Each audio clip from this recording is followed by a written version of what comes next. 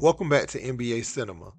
I want to talk a little bit about these final plays and listen to Joel Embiid's commentary about the officiating down the stretch in the New York Knicks Sixers game 2. Do you think you guys had gotten a timeout in? I mean, everybody on the floor was trying to call a timeout, myself including Nico, coach on the sideline. But they didn't give it to us. But, forget about the timeout. There's a bunch of fouls. Like I said, that's unacceptable. So, on those last plays, it's obviously controversial, right? There was a scrum for a loose ball. New York comes up with it.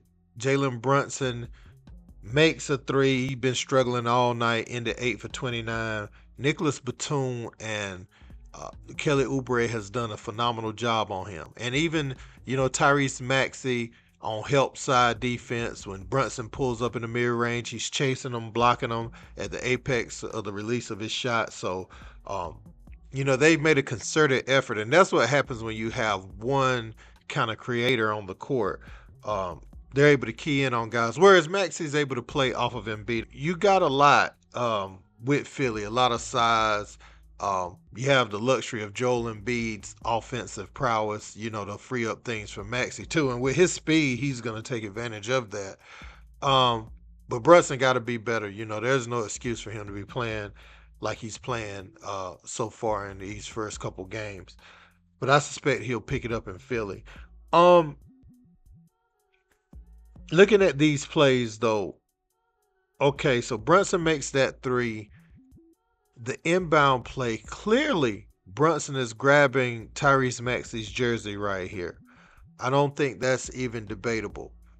DiVincenzo misses a three, and this is one thing I really want to look at right here. Look at how far Hartenstein comes back. Embiid puts a body on Josh Hart, rightfully so, because Hart has been the guy in these situations that has kept the ball alive for the Knicks. He even got the big rebound in game 1 to seal the deal. So this is what Josh Hart does. Embiid is aware of that. Embiid, even though he's hurting, with major injuries, he was locked in enough to locate Hart and box him out. But look at Hartenstein come in from the backside. Nicholas Batum and Tobias Harris is ball watching. And this is what coaches and people mean, when they're talking about basketball and ball watching.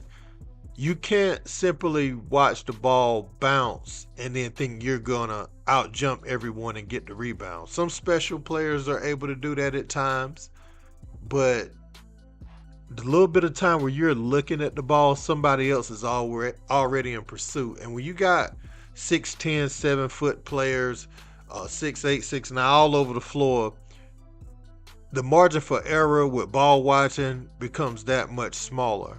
And I would like to say that the Sixers, they still had an opportunity to win the game. So DiVincenzo gets a second three-pointer off of this play, and he makes them pay. And so when I see that, what is the officials a little shaky at the end? Absolutely. Especially on the road. And this has always been true. Both of these teams, I'm talking about from last night, the Lakers and the Sixers has benefited from poor officiating at home. Every other team has at some point late in games. If you let the home team get back close and the crowd's going, the refs are just not going to make the right call. I mean, or they'll swallow their whistle. That's why you want home court advantage. That's another. I know people don't want to hear that, but it's like an unwritten thing. We know there's going to be some cheating on the road at the road team's house. So that's why you do play for it in the regular season, though, for situations like that. I'm pretty sure if they were in Philly, the Jalen Brunson thing would have been called a foul, and the game probably would have been over. But if you look over here at Nick Nurse, he is calling a timeout while Maxi's on the ground with possession. Now, when Maxi hit the ground, there would have had to be a foul on Josh Hart, or there would have had to be a travel called, but it would have had to be something with the way that he went down. So I'm not advocating for the officiating late in that game. One thing I'm just saying is they still had opportunity to secure a rebound and go shoot some free throws on the other end. Now, what a Philadelphia fan could say, or people on that staff could say, is even if they got the rebound, they just would have fouled them and they wouldn't have called it and took the ball away again. But you still have to give yourself a chance. You know, if you're going to go down, you have to make the officiating just look. You have to have it to the point where some officials get suspended, you know, eventually for the amount of bad calls. Like that one Duke Florida State game many years ago, when Al Thornton was playing, when Duke's calls were so bad at home that the officials ended up getting suspended.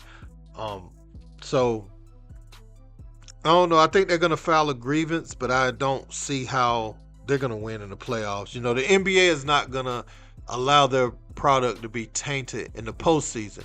They may get some makeup calls next game, is what I would think would happen, but they're not going to allow their product to look fake in the postseason. So I think they're fighting a losing battle with that one. You know, the error, they're going to chop it up to human error, and that's going to be what that is, man. So let me know what you guys think in the comments. Don't forget to like, share, and subscribe. Till next time. Peace.